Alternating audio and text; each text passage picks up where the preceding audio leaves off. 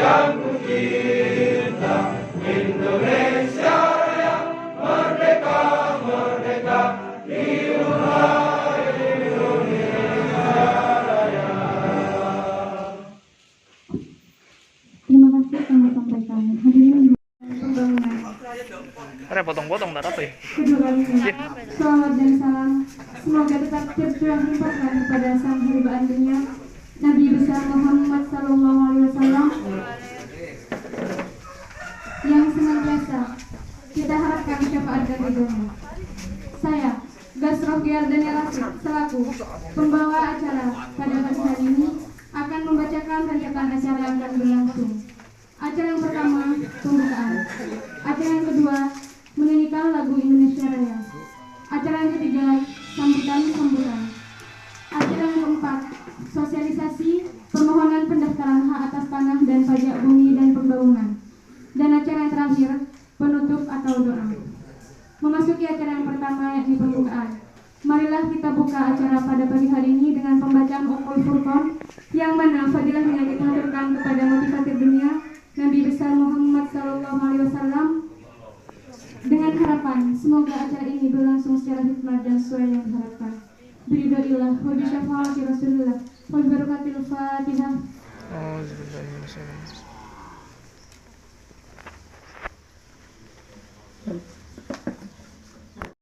Dari DPL Universitas Brawijaya Sumeneb dalam rangka KKN tahun 2021, dan yang kami hormati pula Bapak Ahmad Al-Dijani SHMKN selaku narasumber dan sejati sosialisasi tentang permohonan pendaftaran hak atas tanah dan pajak bumi bangunan. Dan tak lupa pula yang kami hormati para perangkat desa Lenteng Timur dan adik-adik KKN dari Universitas Wiraraja Sumeneb. Pertama-tama marilah kita panjatkan puji syukur kehadirat Allah Subhanahu wa taala yang mana atas kita semua dapat berkumpul di Balai Desa Lenteng Timur ini dalam keadaan sehat walafiat. Yang kedua, salawat serta salam semoga tetap tercurah limpahkan kepada junjungan kita Nabi besar Muhammad Shallallahu Alaihi Wasallam, yang mana atas berkat rahmat beliau kita telah hidup seperti saat ini. Tak banyak yang dapat kami sampaikan. Yang pertama, kami sampaikan banyak terima kasih kepada yang akan kita bahas di sini adalah benda tetap, yaitu hak atas tanah. Di mana hak atas tanah ini, ya, hak atas tanah beserta segala sesuatu yang di atasnya, ya, ini yang karena jenis dan ketentuannya dianggap sebagai benda tetap. Jadi tanah, bangunan yang ada di atasnya, ya, terus kemudian ada pohon, ya, atau tumbuh-tumbuhan yang melekat terhadap hak atas tanah, sehingga nantinya tujuan pendaftaran tanah itu akan tercapai. Nah, tujuan pendaftaran tanah itu ada 3. Yang pertama, untuk memberikan kepastian hukum. Jadi kalau kita sudah punya sertifikat hak atas tanah, itu akan menjamin kepastian hukum bagi pemilik, karena namanya sudah tertera di sertifikat sebagai pemilik hak atas tanah. Terus kemudian nomor 2, ketika sudah didaftarkan hak atas tanahnya, maka semua masyarakat akan mendapatkan informasi. Jadi ada informasi luasnya berapa, gitu. Terus kemudian lokasinya sebelah mana, atas namanya siapa, status haknya itu apakah hak milik atau hak guna bangunan, itu tercatat semuanya di sertifikat, sehingga memudahkan atau memberikan informasi yang jelas kepada pihak ketiga, kepada masyarakat atau pihak yang berkepentingan. Sedangkan yang terakhir, yaitu tujuan terakhir, yaitu sebagai pencatatan, yaitu untuk tertib administrasi pertanahan. Karena kalau sudah diterbitkan sertifikat, maka pencatatan yang ada di pertanahan itu menjadi tertib administrasi. Karena nama atau riwayat tanah itu akan tercatat secara jelas di kantor pertanahan, sehingga bisa dibuka kembali apabila terjadi suatu hal terkait informasi-informasi yang dibutuhkan oleh masyarakat. Nah, itu salah satu tujuan dari pendaftaran tanah. Terus kemudian asas dari pendaftaran tanah itu sempat disinggung juga oleh Bapak Zen ya. Itu salah satunya adalah asas sederhana, ya, aman, terus kemudian mutakhir dan terbuka. Jadi seharusnya asas dari pendaftaran tanah ini memang asasnya sederhana, memudahkan masyarakat untuk mengajukan permohonan pendaftaran tanah. Terus kemudian asas dari pendaftaran tanah itu sempat disinggung juga oleh Bapak Zen ya. Itu salah satunya adalah asas sederhana, ya, aman, terus kemudian mutakhir dan terbuka. Jadi seharusnya asas dari pendaftaran tanah ini memang asasnya sederhana, memudahkan masyarakat untuk mengajukan permohonan pendaftaran tanah. Nah, sekarang cara yang paling gampang kita untuk mengidentifikasi apakah hak atas tanah kita ini sudah terdaftar atau belum. Jadi kita ya untuk melihatnya dibagi menjadi dua. Ya. Jadi yang pertama yang sudah bersertifikat, ini sudah jelas ya. Kalau sudah bersertifikat berarti kita punya sertifikat. Silakan dilihat di rumah. Kalau ada sertifikat itu biasanya warnanya hijau. Yang sertifikat baru itu warnanya hijau. Itu ada tulisannya tanda bukti hak. Tanda bukti hak atas tanah. Sedangkan sertifikat yang lama ya itu warnanya putih. Nah, itu kalau yang warnanya putih itu harus diperbarui, harus dilakukan pemutakhiran data karena kebanyakan untuk sertifikat putih itu gambar masih belum dicatat, jadi harus diukur ulang gitu. Jadi silahkan dicek di rumah. Nah, itu yang sudah bersertifikat. Nah, kemudian identifikasi yang kedua yaitu apabila hak atas tanah tersebut belum bersertifikat. Nah, ini berarti permohonan pendaftaran tanah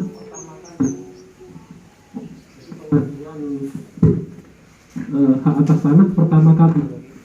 Jadi belum pernah didaftarkan. Nah, itu harus dibuktikan dengan adanya letter C ya, atau PPL atau petok D.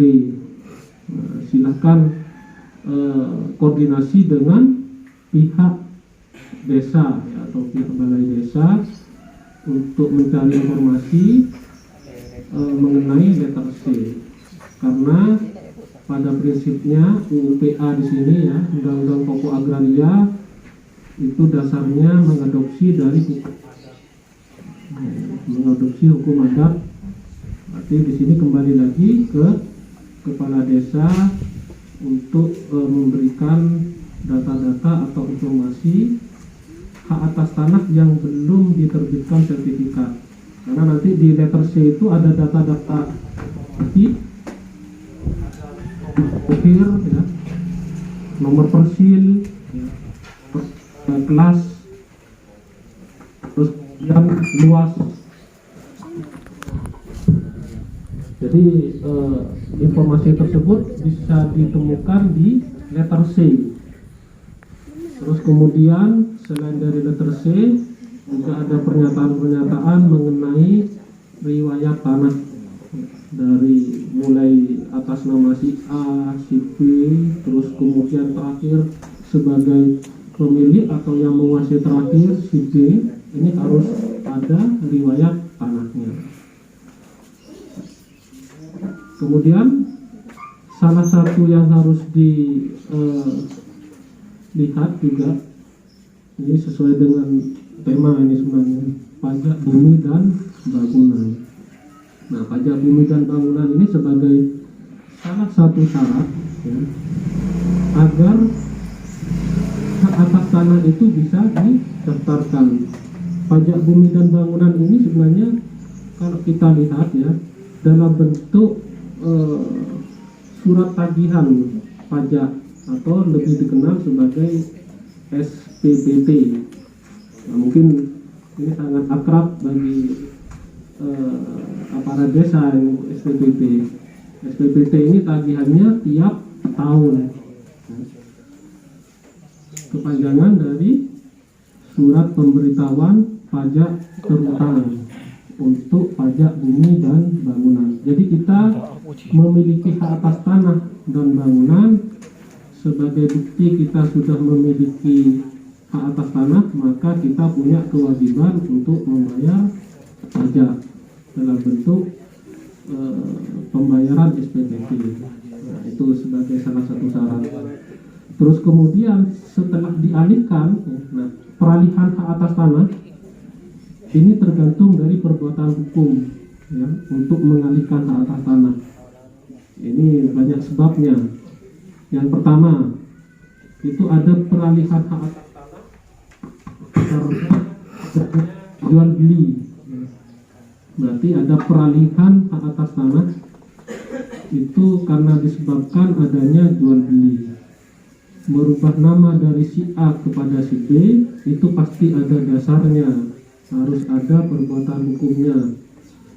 Kalau ada pembayaran uang, ada pembayaran transaksi, itu pasti namanya adalah jual beli yang harus dibuktikan berdasarkan akta jual beli. Siapa yang berwenang untuk membuatkan akta jual beli? Nah, di sini ada yang namanya PPAT, ada yang namanya PPATS. Apa perbedaannya? Kalau PPAT ini wilayah kerjanya adalah kabupaten. Kalau PPATS ini wilayah kerjanya adalah kecamatan. PPAT ini kepanjangan dari pejabat pembuat akta tanah. Sedangkan PPATS itu pejabat pembuat akte tanah sementara. Jadi itu untuk membuat akte peralihan silakan datang ke PPATS maupun ke PPAT.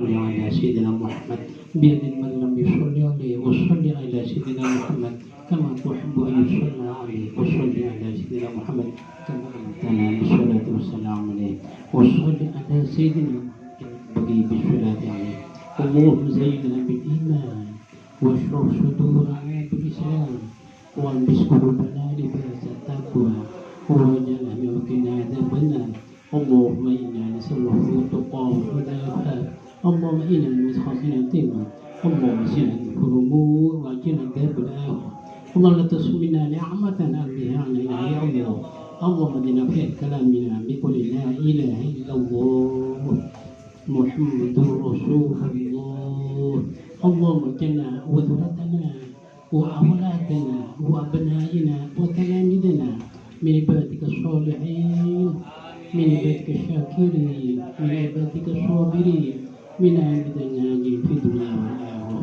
اللهم إنا نسألك الجنة ونعوذ من سوء النار اللهم زدنا لك النظر إلى وجهك الكريم وشكرك ربنا آتنا في الدنيا حسنة وفي الآخرة حسنة وقنا عذاب النار يا عزيز يا غفار يا رب العالمين وصلى الله على سيدنا محمد وسلم